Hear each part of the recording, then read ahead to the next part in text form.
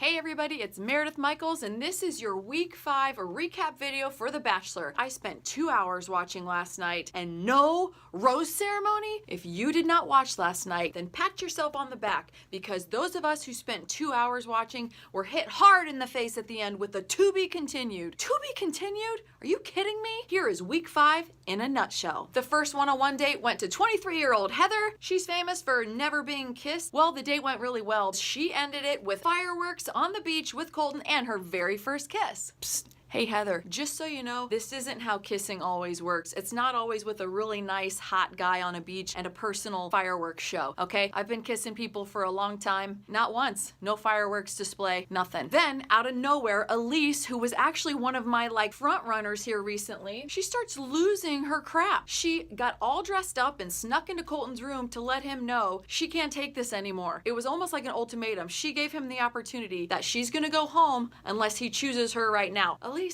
you're on The Bachelor. This isn't how that works. Elyse got sent home. Hannah B made my prediction for Week 5 come true. Boom. Hannah just said, I'm falling for you. Ugh.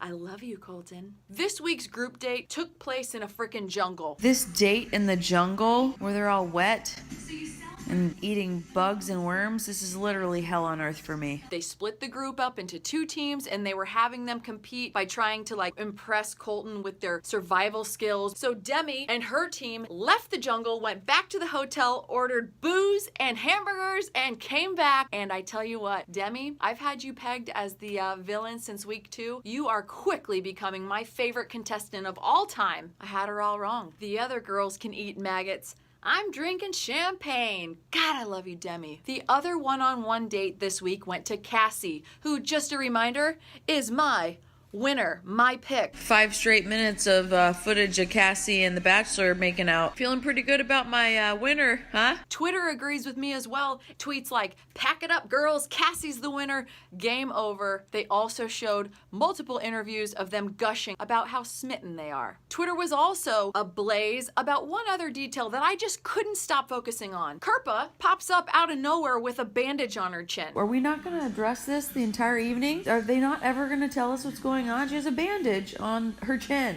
out of nowhere.